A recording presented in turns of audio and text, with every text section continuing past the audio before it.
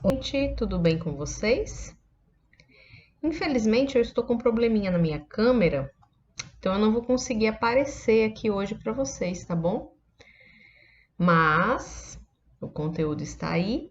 Então, hoje, o nosso assunto são as mutações e vamos falar também um pouquinho sobre as aberrações cromossômicas.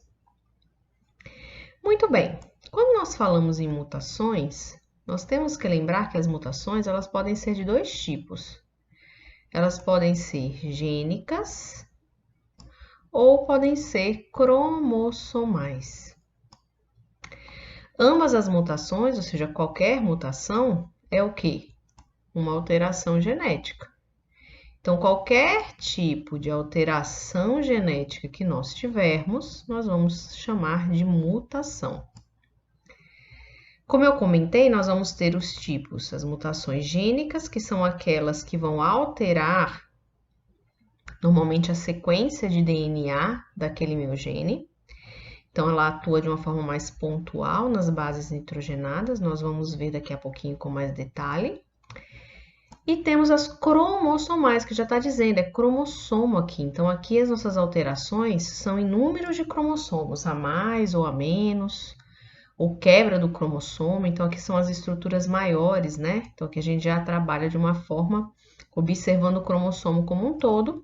Nas gênicas, a gente já trabalha observando, por exemplo, a adição, a remoção, a substituição de bases nitrogenadas na sequência de DNA.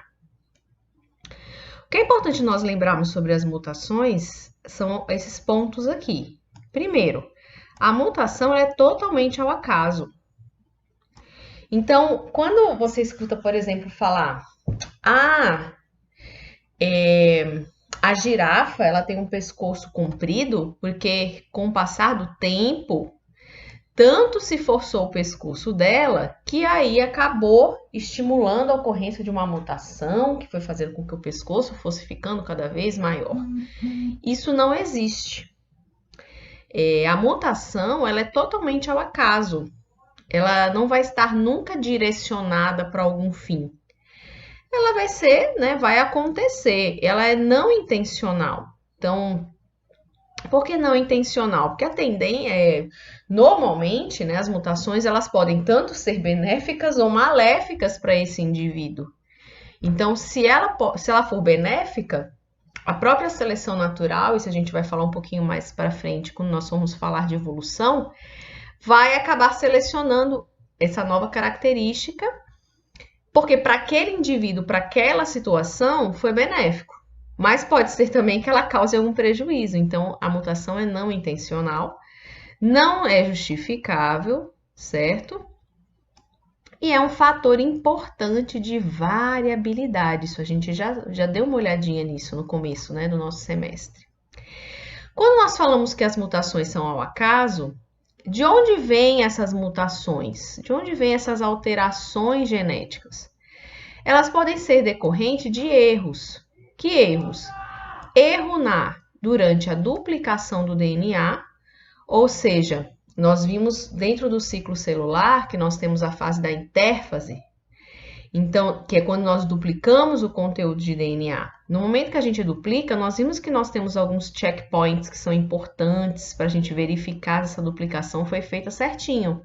Porque se tiver havido algum erro, neste caso, pode ocorrer uma mutação gênica. Ou também durante a própria divisão celular, que é quando a gente tem, né, as fases da divisão, a prófase, a metáfase, a anáfase, a telófase, nós temos uma grande movimentação, lembra dos cromossomos? Então, na hora que vem um cromossomo para cá, tem que vir um cromossomo para o outro lado. Pode ser que durante a divisão a gente tenha algum errozinho, que ao invés das cromátides irmãs, cada uma irem para um polo, as duas vão para o mesmo polo e aí a gente pode ter algumas mutações cromossomais, aberrações cromossomais. Então, é o acaso, como eu comentei, e normalmente é devido a esses erros, tanto na duplicação quanto na divisão celular. Como eu comentei, por ser ao acaso, a mutação ela pode sim trazer uma nova característica para aquele indivíduo. E aí é sobre essas mutações que acontecem ao acaso e que criam essas novas características que a seleção natural atua. Então, a seleção natural, ela vai atuar sobre, né, essas características novas que podem ter vindo através de uma mutação. E aí a seleção natural vai dizer se essa característica ela vai ser interessante e positiva para aquele indivíduo, fazendo com que ele tenha mais descendentes. E, logicamente, a seleção natural acaba mantendo essa característica, tá? Mas isso aí, não se preocupe que a gente vai ver com mais detalhe na próxima aula que a gente vai falar sobre evolução. O que é importante a gente lembrar é que as mutações, elas vão ser hereditárias somente em células gaméticas. Nós podemos ter as células gaméticas e as células somáticas. Células somáticas, aquelas células que compõem os órgãos, né, no nosso corpo. A minha pele, o meu olho, o meu cabelo.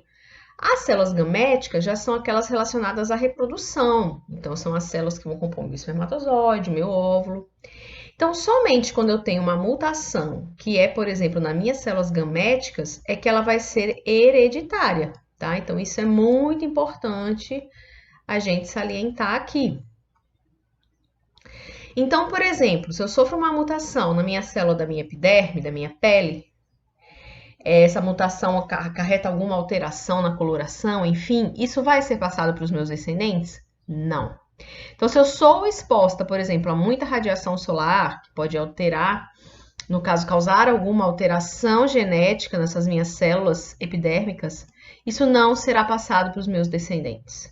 Mas, se por alguma questão eu sofro alguma mutação, por exemplo, em algum óvulo meu, aí pode ser que essa mutação seja passada para as outras gerações, porque foi uma mutação em uma célula gamética, em uma célula que vai originar, no caso, uma estrutura reprodutiva. Então, aí pode ser sim que a gente tenha essa transmissão geração após geração. Uma coisa importante é que as mutações, como nós já vimos, que elas são ao acaso, que elas são não intencionais, elas podem ser neutras, deletérias ou favoráveis. Isso vai depender muito da espécie e do ambiente que aquele meu ser vivo está. Como assim? Nós falamos que a mutação, ela é um fator importante de variabilidade, porque uma mutação, ela pode, em algum momento, fazer com que surja uma nova característica. Um exemplo, por exemplo, a pessoa pode sofrer uma mutação na hora que vai nascer, enfim, e aí a pessoa nasce com um olho azul e um olho castanho. Teve alguma alteração na estrutura ocular? Não, somente na coloração do olho. Isso vai me causar algum prejuízo ou algum benefício? Normalmente não. Então, a gente pode dizer que essa mutação vai ser uma mutação neutra. Então, a mutação neutra é aquela que não vai interferir na sobrevivência, na reprodução, na forma como vive aquele indivíduo. Podem ter mutações que são deletérias, que quer dizer que aquelas que causam prejuízos. Sofreu alguma mutação, aquele ser nasceu, por exemplo, sem a visão. Se aquela espécie ela precisa da visão para poder se desenvolver, aí pode ser que essa mutação ela acabe causando prejuízos. Por exemplo, ocorre uma mutação, altera a coloração da pelagem de uma determinada espécie. Só que essa pelagem ela é muito importante como fator reprodutivo. Nós temos alguns animaizinhos que a cor, né, da pelagem, das penas, são importantes para a reprodução. Se ocorrer uma mutação e alterar isso, pode ser que seja deletério para aquele indivíduo, ele não consiga mais achar um parceiro para se reproduzir.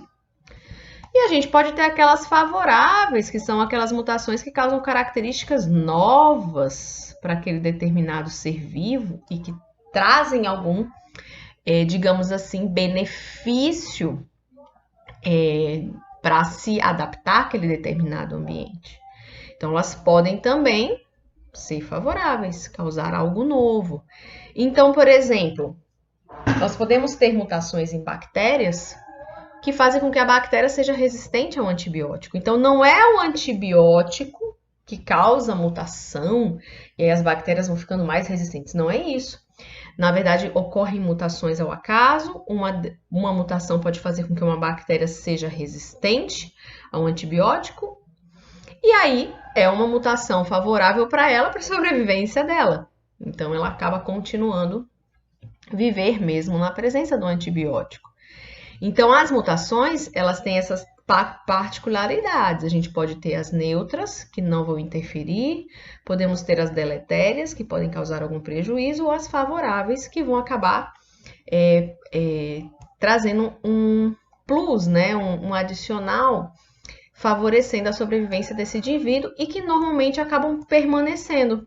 Porque se elas realmente forem muito favoráveis e causarem um diferencial nesse indivíduo, que ele consiga sobreviver mais, a própria seleção natural pode fazer com que esse indivíduo permaneça. E aí essa mutação, se for também uma mutação em todo o indivíduo, inclusive nas células gaméticas, aí essa mutação pode ir passando de geração em geração. Falando um pouquinho, então, sobre o primeiro tipo de mutação, que são as mutações gênicas, vamos então relembrar. O que são as mutações gênicas, né? As mutações gênicas são qualquer alteração na sequência de bases do DNA. Lembrando que o DNA ele é uma molécula formada por nucleotídeos. Cada nucleotídeo é formado por um açúcar, que é uma pentose, um grupo fosfato e a base nitrogenada. Lembrando que sempre a gente vai ter as bases adenina, sempre ligado à timina, e a guanina, sempre ligada à citosina. Essa ligação, lembre-se que nós tínhamos, né, uma dupla ligação e 3 ligações. Elas são as pontes de hidrogênio que vão ligar uma fita de DNA a outra fita de DNA, porque o DNA é uma molécula de dupla fita. Aqui eu trouxe para vocês o quê? A molécula de DNA, formada pelas duas fitas que se complementam, sempre antiparalelas, então uma no sentido 3' 5', a outra no sentido 3' 5', então antiparalelas e complementares. Essa complementaridade de bases vai estar altamente relacionada com a complementaridade de uma base nitrogenada com a outra. Então, o A sempre com o T, o G sempre com o C. Lembrando que, quando nós falamos em dogma central da biologia, é importante nós lembrarmos, olha aqui embaixo que eu estou mostrando, que cada 3 bases nitrogenadas formam uma trinca de bases. Então, cada trinca de bases nós chamamos de códon. E cada códon do DNA vai codificar o que, gente? Um aminoácido, tá? Então, isso é importante a gente lembrar. O que vai acontecer, então? Nós podemos ter diferentes tipos de mutações. A primeira delas nós chamamos de inserção, que é durante, por exemplo, a duplicação do DNA, eu inseri sem querer, por exemplo, essa base nitrogenada C aqui. Ela não existia. A sequência era T, A, T. Só que no momento que a DNA polimerase estava realizando a polimerização, ela insere sem querer essa base nitrogenada C. Quando a gente for realizar a duplicação, né, vai ocorrer o quê? Ela vai se complementar a uma guanina. Então, a inserção, eu coloco uma base que não existia. Então, observe, eu vou até mudar a cor aqui, que antes, qual que era o códon? Era T, A, T. Quando eu inseri o meu C, o meu códon mudou. Eu vou ter T, A, C. Então, eu acabo mudando este códon. Por isso que a inserção, ela pode sim causar alguma alteração, uma mutação realmente. Eu posso alterar esse aminoácido que vai ser codificado, porque eu estou alterando o códon. Um outro tipo de mutação é a deleção, que é o contrário da inserção. Então, na inserção, eu coloco uma base que não existia. Na deleção, o que eu faço? Eu removo. Então, aqui, por exemplo, eu tinha um A e um T. Na deleção, na hora que eu fui duplicar, que era para eu colocar esse T, por exemplo, eu não coloco. Então, eu removo. Então, eu retiro a base, eu tiro uma base.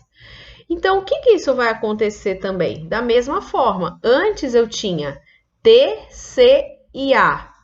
Agora o meu códon, né, ele vai ser o quê? T, C, C. Então, eu alterei o meu códon com a deleção, que é a retirada dessa base nitrogenada. Então, da mesma forma, eu posso alterar o meu aminoácido. Se eu altero o meu aminoácido, eu posso alterar a sequência linear da minha proteína. Se eu altero a sequência linear da minha proteína, eu posso alterar a conformação tridimensional dessa proteína, fazendo com que essa proteína não atue, não seja funcional ou atue de forma errada. E aí eu mudo o metabolismo. Mudando o metabolismo do meu indivíduo, eu posso causar o quê? Uma nova característica, né? Eu posso alterar aquele fenótipo do meu indivíduo. Então, tanto a inserção como a deleção, elas são mais drásticas, porque eu estou retirando ou colocando bases que não existiam.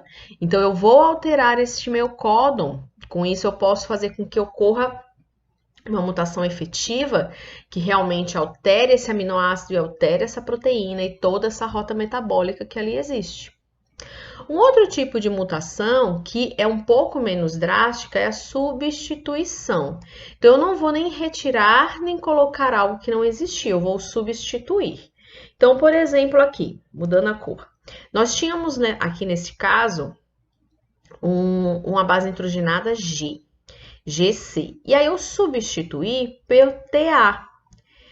Então, assim, neste caso, o que que vai acontecer? Se nós formos ver os códons, né, vamos fazer de baixo para cima. Então, a gente teria o primeiro códon, temos o segundo códon e vamos ter o terceiro códon, por exemplo. Então, vamos supor que o códon original era C, C e G.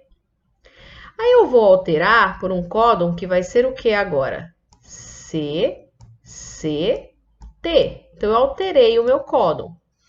Alterei porque substituí uma base por outra, tá? O que que vai acontecer? Nós podemos ter três situações quando nós temos a mutação de substituição. Nós podemos ter uma mutação que nós falamos que ela é efetiva, que quer dizer que realmente vai causar alguma mutação, uma alteração realmente, quando, como eu já comentei, nós alteramos o códon e este códon que, por exemplo, antes produzia ou codificava um determinado aminoácido, ele codifica um aminoácido diferente. Então, vamos lá, o códon ele codificava prolina, agora ele está codificando triptofano. Então, isso pode alterar a minha proteína, tá? Aí, essa proteína ela pode deixar de ser funcional, ela pode funcionar de uma forma distinta. Então, isso pode sim alterar o metabolismo e características do indivíduo. Então, neste caso, é uma mutação efetiva, porque realmente ela altera o aminoácido. Entretanto, a mutação ela pode ser silenciosa. O que seria isso, né? Nós já vimos em aulas passadas que o nosso código genético é degenerado. Nós vimos que diferentes códons podem codificar o mesmo aminoácido. Então, pode ser que ocorra a substituição e isso não altere o aminoácido produzido. Então, neste caso, como não altera o aminoácido, ela é silenciosa, ou seja, é uma mutação que aconteceu, mas não teve uma grande interferência. E o terceiro tipo de mutação, no caso da substituição, é a sem sentido, que é quando no momento que eu substituo, eu acabo gerando o stop codon. Lembre que quando a gente tem, né, a sequência de RNA, a gente tem sempre no finalzinho, né, um terminador, um stop codon, que vai fazer com que ele sinalize que aquela proteína terminou. Então, uma mutação sem sentido, ela pode fazer com que no meio de uma proteína, no meio de uma sequência que precisava ser lida, acaba surgindo um stop codon no lugar que não era para parar a proteína. Então, quer dizer que na hora que eu estou realizando a tradução da proteína em aminoácidos, vai chegar um momento que deveria ter sido lido, mas eu coloco um stop codon. E aí a proteína que tinha que ter um número de aminoácidos, ela vai ter um número bem menor de aminoácidos. E aí, como eu já comentei, essa proteína pode não ser funcional. Então, essa é a forma que nós podemos ter que vai acarretar em mutações na sequência de bases. Então, podemos ter inserções, deleções ou substituições. Lembrando que as inserções e as deleções, elas são mais drásticas, porque elas alteram realmente aquele códon. Então, elas podem causar alterações no aminoácido e na proteína. E aí, a gente tem a substituição, que pode ser que em algum momento ela não acarrete grandes problemas. Mas, se ela alterar o aminoácido e alterar a proteína, aí sim ela pode realmente ser uma mutação efetiva. Bom, eu comentei com vocês então sobre as mutações cromossômicas gênicas, as mutações gênicas, que estão relacionadas a alterações nas bases nitrogenadas. E agora a gente vai falar um pouquinho sobre as mutações cromossômicas, que já tem um nome, já fala, está relacionado ao cromossomo. As mutações cromossômicas, elas podem ser numéricas ou estruturais. Agora a gente vai falar um pouquinho sobre as mutações cromossômicas numéricas. Mas antes, vamos só relembrar algumas coisas importantes. Aqui no cantinho, a gente está vendo a representação do cariótipo humano. Quando nós queremos representar, escrever, né, o nosso cariótipo, como é que a gente pode escrever isso que nós estamos observando? O cariótipo humano, ele é formado por 22, né, o nosso genoma, o nosso conjunto cromossômico, ele é formado por 22 pares de cromossomos, que são os pares de homólogos, né? Lembrando que um par sempre vem da mãe, no caso, um dos cromossomos vem da mãe, o outro do pai. Então, nós vamos ter 22 pares de cromossomos que nós chamamos de autossômicos. E vamos ter um par que nós chamamos de sexual. Como que a gente representa isso, escrevemos isso? Então, se for um homem, nós dizemos que ele tem 44 cromossomos A, quer dizer que são 44 cromossomos autossômicos, mais X e Y. Se for mulher, 44 cromossomos autossômicos mais XX. Então, é como eu represento isso aqui que eu estou observando, tá? Posso também representar de outra forma, aqui abaixo. Posso dizer que eu tenho 46 cromossomos ao total, o que é verdade, e ele é XY, que quer dizer que é do sexo masculino. Posso também dizer que ele tem 46 cromossomos ao total e XX, que é do sexo feminino. Então, essa é a forma que nós representamos, né, toda a parte cromossômica, por exemplo, do ser humano. Cada espécie vai ter um número diferente de cromossomos, logicamente a sua representação escrita vai ser diferente. Mas nós podemos representar dessas duas formas. Voltando então aqui, nós vamos ter então dentro das mutações cromossômicas que elas podem ser numéricas ou estruturais. Agora nós vamos falar um pouquinho sobre as numéricas. As numéricas, elas podem ser divididas em dois tipos, as euploidias e as aneuploidias. Euploidia quer dizer o seguinte, que eu altero o lote inteiro de cromossomos. E as aneuploidias, eu vou alterar, né, somente o par cromossômico. Então, vamos lá, vamos continuar agora e vamos falar um pouquinho sobre as euploidias e as diferenças em relação às aneuploidias. Muito bem. Aqui, então, quando nós tratamos das mutações cromossômicas numéricas, o primeiro tipo chama-se euploidias. Eu quer dizer verdadeiro. Então, quando eu falo de euploidia, eu falo que eu altero o lote inteiro. O que quer dizer isso? Quer dizer que eu vou ter, por exemplo, eu, Ana Paula, você, nós somos diploides, porque somos seres humanos. Se somos diploides, quer dizer que nós temos dois conjuntos formados pelos cromossomos. Então, observe aqui. Se nós somos diploides, nós somos 2N. Como nós acabamos de ver, nós vamos ter um par de cromossomos para cada tipo. Então, a gente tem o par 1, o par 2, o par 3. Então, são pares de cromossomos, né? São cromossomos homólogos, como eu já comentei. Por que nós somos 2N? Por que nós somos diploides?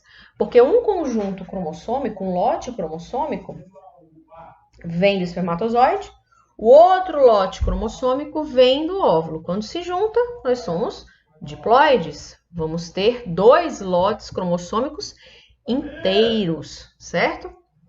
Mas nós podemos ter variações. Então, olha que interessante, nós podemos ter um ser que é haploide, ou seja, ele somente tem um lote cromossômico, então ele é N. Um exemplo disso é o zangão. O zangão, que é o macho, né, da abelha, ele é haploide, ele tem somente um lote cromossômico. Isso se deve a como ele é formado, né? Ele é formado via partenogênese, que é um óvulo não fecundado. Então, o óvulo não fecundado da rainha, né, no caso, ele consegue desenvolver um novo ser vivo, mesmo sendo haploide. Então, esse óvulo não fecundado, ele desenvolve o zangão. Um outro exemplo que nós temos de triploidia, quer dizer que eu tenho 3 conjuntos, 3 lotes cromossômicos, ou 3 conjuntos cromossômicos, então vou ter 3 de cada, né? Em vez de ser um parzinho, eu vou ter 3. Então, são 3 lotes cromossômicos inteiros. Eu tenho o endosperma da semente, que é a minha reserva do amido, né? Vocês já devem ter visto isso, né, em outras disciplinas, mas como é que eu vou formar o meu endosperma da semente? Eu tenho a união do meu tubo polínico com meus núcleos polares. O meu tubo polínico, ele vem, né, vai se desenvolver, então eu vou ter o pólen, que é N, se juntando com os núcleos polares, que são 2N, formando o endosperma, que é 3N, que é a minha reserva de amido, no meu feijão, no meu milho, enfim. E aí eu posso ter as poliploidias, que aí é quando eu tenho vários lotes cromossômicos. Eu posso ter 4N, posso ter 5N, posso ter 6N. Então, podemos ter tetraploides. Nesse caso, eu vou ter aqui, ó, por exemplo, um tetraploide 4N. Ele tem 4 lotes cromossômicos inteiros. E onde que a gente vê muito isso? Nos cultivos, né? Isso aqui a gente consegue visualizar muito nas plantas. Como eu trouxe aqui para vocês, 40% das espécies cultivadas são poliploides, né? Então, podem ser 4N, 5N, 6N, 7N. E por que é tão interessante nós termos a poliploidia em plantas? Normalmente, a poliploidia em plantas ela vai estar muito relacionada ao aumento das estruturas, dos órgãos, uma resistência maior, então é muito explorada. A poliploidia ela pode ser natural, mas muitas das poliploidias que nós temos nas espécies vegetais vêm de cruzamentos, né? Então são propositais, são induzidos. Por exemplo, trouxe aqui para vocês. Um exemplo de poliploidia interessante nas plantas ornamentais é para aumento do número de pétalas. Por exemplo, a roseira, quando ela veio, né, do seu centro de origem, a rosa normalmente tinha 5 pétalas. O que se desenvolveu? Nós realizamos a poliploidia em ornamentais para aumentar o número de pétalas. Então, aqui, por exemplo, eu trouxe um artigo científico para vocês comparando flores de uma planta ornamental diploide, ou seja, 2N, para uma plantinha que depois foi desenvolvida tetraploide, ou seja, 4N. Então, eu aumentando o meu conjunto genômico, né, aumentando o meu lote cromossômico, eu aumento o número de pétalas que são formadas. Olha que interessante. Isso pode ser usado também, por exemplo, para parte de fruticultura, para aumento, né, do tamanho dos frutos, em ornamentais, para aumento do tamanho das folhagens. Então, a poliploidia é utilizada sim, temos muitas espécies que são poliploides. Outro exemplo interessante também da poliploidia é quando eu quero obter frutos, como eu já comentei, sem sementes. Para isso, eu preciso obter um triploide. Então, eu vou ter uma linhagem, eu faço o cruzamento da melancia com uma linhagem que é tetraploide, ou seja, ela é 4, no caso 4N, né? Ela vai ter 4 lotes cromossômicos. E eu cruzo com uma linhagem diploide, que tem 2 lotes cromossômicos. Normalmente eu vou ter a obtenção, então, ao final, de um triploide, que é 3N. Como ele tem um número ímpar, né, de lotes cromossômicos, ele não forma sementes. né? A gente não vai ter a formação dessas sementes. Então, é dessa forma que eu consigo obter plantas ou frutos, nesse caso, né? Sem sementes, obtendo organismos poliploides, que são triploides, com 3 conjuntos, 3 lotes cromossômicos. Nós vimos que dentro das mutações cromossômicas numéricas, nós temos então as euploidias, com destaque principalmente na nossa área para a poliploidia. E nós também podemos ter, como eu comentei, as aneuploidias. As aneuploidias já estão relacionadas à alteração de pares.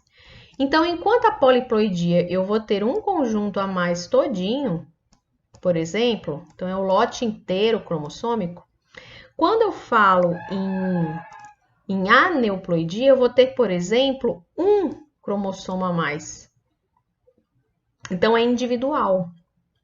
E aí, normalmente, o que vai acontecer? Quando nós trabalhamos com aneuploidias, desculpa, nós vamos ter as síndromes. Então, as síndromes, elas acontecem normalmente devido a ter um cromossomo a mais. Então, esse um cromossomo a mais que pode ocorrer, ou até você ter um cromossomo a menos, pode causar essas síndromes. Então, eu vou trazer alguns exemplos para vocês de algumas síndromes que existem. Nós podemos ter dentro das aneuploidias a monossomia. Então, a monossomia é quando nós temos somente um cromossomo X. Nós não temos o outro cromossomo sexual, tá? Podemos ter também as trissomias, que é quando a gente tem um cromossomo a mais. Nós podemos ter a síndrome de Klinefelter, em que a gente tem um X a mais aqui, ou podemos ter até a síndrome de Down. O que é a síndrome de Down? É eu ter um cromossomo autossômico aqui, um a mais no 21. Então, a síndrome de Turner, que é uma aneuploidia monossômica, né, uma monossomia, o que acontece? Ele vai ter 45 cromossomos ao total. Quer dizer que está faltando um cromossomo. Qual cromossomo? O parzinho do X. Normalmente, o que acontece? É possível o ser humano viver com somente um cromossomo sexual, no caso do X. O ser humano ele não consegue se desenvolver tendo somente o Y. Então, a síndrome de Turner vai sempre acontecer com pessoas do sexo feminino, tá? Então, na síndrome de Turner, nós vamos ter todos os autossômicos. Então, os autossômicos todos são normais, mas eu tenho somente um cromossomo X. O que a gente observa nessa síndrome, né? Que normalmente as crianças são pequenas, né? Elas vão ter, não se desenvolvem, né? Todas as características sexuais femininas. Então, não vai ter desenvolvimento do seio, não tem ovários desenvolvidos, não vai menstruar. Então, são características de você ter somente um cromossomo X. Você não consegue desenvolver todas as características de uma adulta do sexo feminino.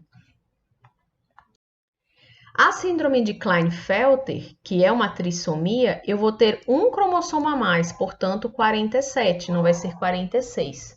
E neste caso, é um cromossomo X a mais. Então, olha que interessante. A pessoa ela é do sexo masculino, entretanto, ela vai ter 2 cromossomos sexuais X e um cromossomo Y. O que se observa na síndrome de Klinefelter? Que normalmente é uma pessoa do sexo masculino, ou seja, é um homem. Entretanto, ele tem alguns indícios de características femininas, como perda de pelos corporais, aumento das mamas. Normalmente, um dos tratamentos que se faz é a reposição hormonal com testosterona, para poder tentar compensar, né, e essas características que acabam sendo femininas devido a essa trissomia do 21. Uma outra síndrome que nós vimos é a síndrome de Down, que é muito, né, conhecida. Também 47, eu vou ter um cromossomo a mais, só que neste caso não é um cromossomo sexual, é um cromossomo autossômico. Então, no caso da síndrome de Down, o que nós observamos é que nós vamos ter 3 cromossomos 21. Então, ao invés de nós termos somente o parzinho, a gente vai ter um cromossomo a mais. E só o fato de nós termos esse um cromossomo a mais, portanto, é chamado de trissomia do cromossomo 21, nós já vamos ter as características que são muito, digamos assim, conhecidas da síndrome de Down, né? Aquela parte facial é muito típica, a deficiência mental, às vezes deficiência no desenvolvimento. Então, caracteriza, né, devido a essa trissomia do 21, a você ter um cromossomo a mais no 21. Muito bem, estamos caminhando para o final da nossa aula. Vamos falar um pouquinho então sobre as mutações cromossômicas estruturais, que estão relacionadas à estrutura dos cromossomos. Se nós observarmos este cromossomo em azul, vamos ter a boa vontade de imaginar que isso é um cromossomo, está sem o seu parzinho, mas é um cromossomo. Nós vamos ter então o cromossomo típico e a posição dos seus genes, então gene A, gene B, gene C, gene D nos seus locos. Quais são os tipos de mutações que podem acontecer com esse cromossomo, devido, como nós já vimos, a erros no processo de divisão celular? Inicialmente, nós podemos ter o processo de deleção. A deleção é nada mais do que você perder uma parte do DNA desse cromossomo. Então, você perde uma parte do cromossomo. Então, o cromossomo, ao invés de ele ter, né, o restante dos seus genes aqui, né, para baixo, você perde. Isso pode acontecer, esse processo de deleção, durante o processo de crossing over ou permuta gênica, que é aquele momento em que a gente tem as trocas de pedaços entre os cromossomos que vêm da mãe e os cromossomos que vêm do pai. Então, durante o crossing over, pode ser que essas trocas de pedacinhos, um dos pedacinhos seja perdido. Então, a gente tem um processo de deleção. Uma síndrome que ocorre no ser humano, que se deve à deleção de uma parte do cromossomo 5, é a chamada síndrome de Cri-du-Chat, ou chamada também de síndrome do choro do gato, porque é uma síndrome que nós observamos nos bebês, em que na hora que eles choram de uma forma muito diferente, um choro muito fino, que diz que se lembra o miado de um gato. Então, essa síndrome é causada devido a uma perda da parte do cromossomo 5. Uma outra mutação que nós podemos observar é a duplicação, que é, por exemplo, uma parte do cromossomo ser duplicado em uma outra parte onde não existia. Também podemos ter o processo de inversão, que é um gene acabar, né, mudando a sua posição com outro gene dentro do cromossomo. Isso também é possível. Se essa inversão ela ocorre nos braços do cromossomo, ou seja, não envolve o centrômero, que é essa região central aqui, que é mais estreita do cromossomo, essa inversão é chamada de paracêntrica. Mas se a inversão ocorrer próximo à região do centrômero, ela é chamada de pericêntrica. Por fim, nós podemos ter a translocação, que é bem interessante, que é quando uma parte do cromossomo sai de um cromossomo e vai para um outro cromossomo onde é aderido, sendo que esse cromossomo não é homólogo a ele. Então, é como se pedacinhos de DNA eles fossem transportados de um cromossomo para outro. Gosto de ressalvar aqui, fazendo uma ressalva, que essa translocação, essas trocas, essa movimentação de pedaços de cromossomo, ela foi estudada pela Barbara McClintock, que foi uma pesquisadora, uma citogeneticista, que estudou 40 anos translocação em milho. Então, os trabalhos chamados também de transposons, então são esses transposons, são esses trechos, esses pedacinhos de DNA dos cromossomos que conseguem ser transportados de um cromossomo para outro. Então, é muito interessante. E esses transposons em milho foram estudados pela Bárbara, pela pesquisadora, que ganhou o prêmio Nobel com esse estudo. Eu vou deixar um link falando um pouco mais sobre esse assunto dos transposons, que eu acho que é bem interessante. E também vou deixar o capítulo do livro da genética na agropecuária falando sobre a parte de mutações e aberrações cromossômicas, como uma leitura de aprofundamento que eu recomendo, porque no livro da genética na agropecuária é comentado bastante exemplos na parte vegetal e animal com essas mutações cromossômicas, tanto mutações genéticas como as mutações cromossômicas.